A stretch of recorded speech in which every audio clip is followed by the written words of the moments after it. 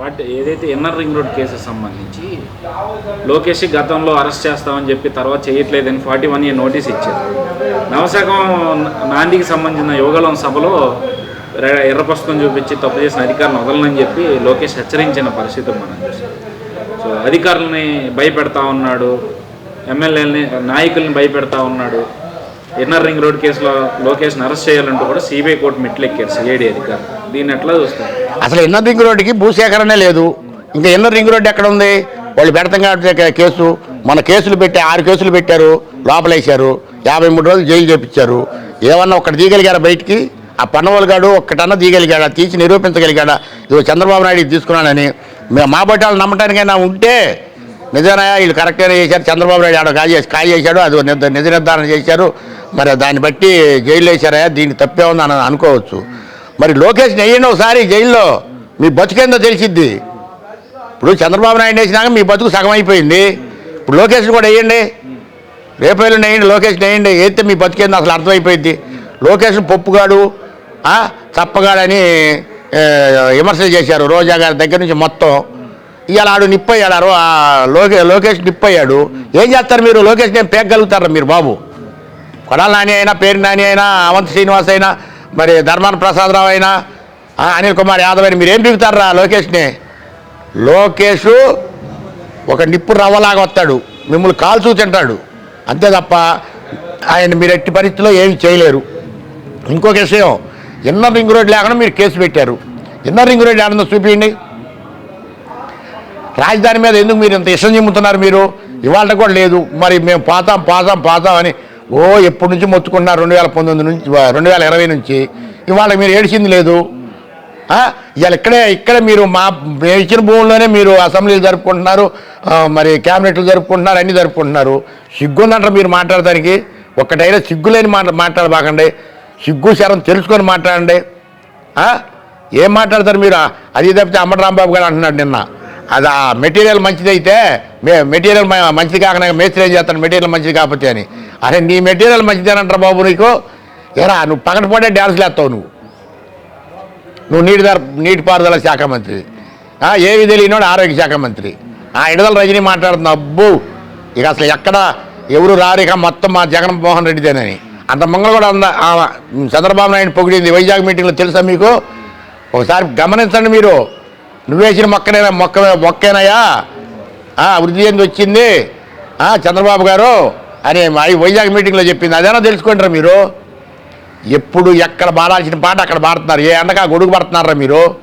అయితే మీరు రాబో రోజుల్లో మీరు ఎందుకు పనికిరారు గుర్తుపెట్టుకోండి.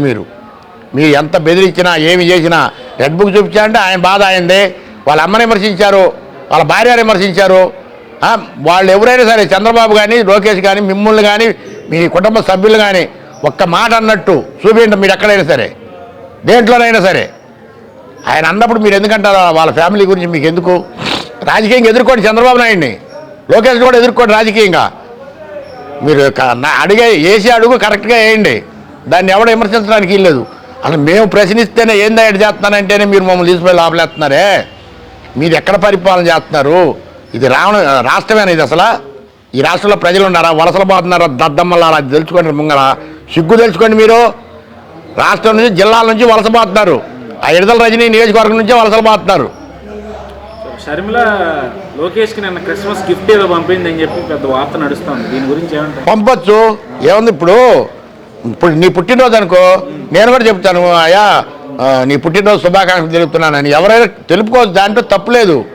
కక్ష ధోరణితో చేస్తే తప్పు. కానీ ఇప్పుడు రేవంత్ రెడ్డి ఉన్నాడు, మరి కేసీఆర్ గారు హాస్పిటల్లో ఉంటే పోయి చూసిరాలా? తప్పేంటి? ఆయన ఇబ్బందుల్లో ఉన్నాడు, పోయి చూసి వచ్చాడు ఈయన రాష్ట్ర ముఖ్యమంత్రిగా. ఆ బాధ్యత తెలుసుకోండి మీరు. ఇలా రేవంత్ రెడ్డిని చూసి తెలుసుకోండి, మీరు తెలుసుకొని మాట్లాడుతూ నేర్చుకోండి. అంతే తప్ప చంద్రబాబు నాయుడు భార్య అని అంటాం దేనికి? మీకు అది ఎన్టీఆర్ కుటుంబం అంటే కూడా తెలీదా మీకు? పోయి మీ అందరూ తెలీదు, వాడికి తెలుసుగా. వాడు తాగొచ్చి మాట్లాడడం తప్పితే కొడాలని గాడు ఎన్టీఆర్ కుటుంబం అంటే ఏంది, ఆ బాధ్యతలు ఏంది, వాళ్ళ ఎంత క్రమశిక్షణగా పెరిగిన పిల్లలు అనేది తెలియదా మీకు? మీరేదో మీ ఇష్టానుసారం మాట్లాడితే తప్పితే రెండో మాట మీరు మాట్లాడొద్దు. ఇక ఈ రాష్ట్రాన్ని గురించి మీది అయిపోయింది, మీ సీనియర్గా అయిపోయింది. 4 రోజుల్లో జనవరి వచ్చేస్తుంది, 24 వస్తుంది, ఫిబ్రవరిలో ఎలక్షన్ నోటిఫికేషన్ ఇస్తారా బాబు? మీరు ఎందుకు ఇంకా మాట్లాడతారు? మీరు ఎక్కడ రాజధాని కదిలిస్తున్నాం అధ్యాత్మం చేస్తారు, రాజధాని నాశనం చేశారు తప్ప మీరు రాజధాని మాత్రం కదిలేరు. గుర్తుపెట్టుకోరు కొడాలనిగా. నువ్వు ఇకనైనా జాగ్రత్తగా మాట్లాడుతూ నేర్చుకో. పోతే మరి ఇప్పుడు ఆ పార్లమెంట్లో ఏం మాట్లాడతారు బాబు? అమిత్ షా కానీ మోడీ గారు ఏం మాట్లాడతారు? మీరు అసలు పార్లమెంట్లోకి వచ్చింది ఎవరు? వాళ్ళకి పర్మిషన్ ఇచ్చింది ఎవరు? మీ ఎంపీఏ గారా? అవి బయట తీయండి. అవి తీయలేదని చెప్పి కాంగ్రెస్ వాళ్ళని 146 మందిని ప్రతిపక్ష పార్టీల వాళ్ళని మీరు బహిష్కరిస్తారా? ఏరా మోడీగా బాబు, నువ్వు దద్దమ్మలారా, ప్రజలు పిచ్చోళ్ళు చేయబాకంటారు మీరు. నువ్వెంత ఏనాధీనంగా ఉన్నావంటే వాళ్ళు అడిగిన ప్రశ్నలకు జవాబు చెప్పలేక చెప్పు. ఆ ఎంపీని ఏదో బయటిలాగి మాట్లాడుతూ నేర్చుకోండి. పనికి మళ్ళీ రౌడీలాగా పరిపాలిస్తున్నారు కానీ ఈ దేశాన్ని మీరు ప్రజల్లాగా పరిపాలిస్తున్నారు. మీరు మీ ఇష్టానుసారం చేస్తున్నారు.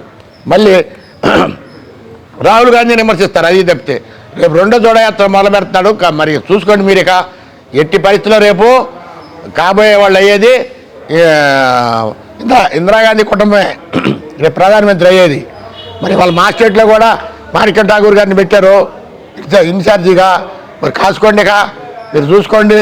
ఇప్పుడు ఆంధ్రలో మాణిక్యం ఠాకూర్ గారు కాంగ్రెస్ బాధ్యతలు అప్పచెప్పినట్టుగా తెలుస్తూ ఉంది.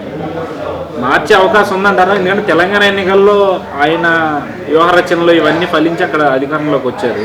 మరి ఇక్కడ ఏంటి పరిస్థితి? ఇప్పుడు ఏఐసిసి మొత్తం పిలిచిందండి ఇక్కడ పిసిసి మొత్తాన్ని. రేపు ఢిల్లీకి వెళ్తున్నారు.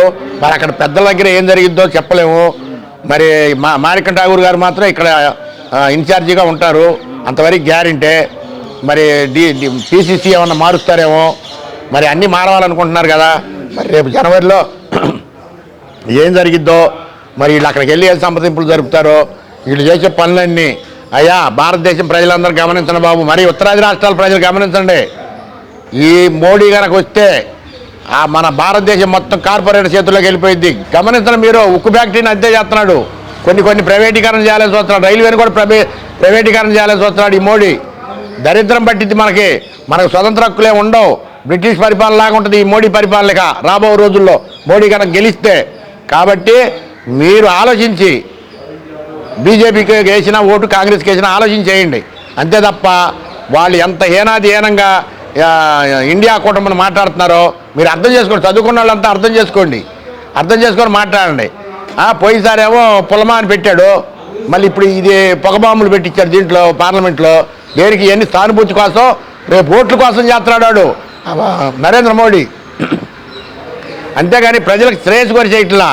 అరే భారతదేశానికి దేవాలయం లాంటి పార్లమెంట్ని ఆ రకంగా చేస్తున్నాడు. ఇంకేమైనా ఇల్లు సెలవులు ఉంటాయా? మనకుంటుందా? ఇక మనకు కూడా బతికే భరోసాలు మనకేముండవు. ఆలోచించండి. జై అమరావతి, జై అమరావతి.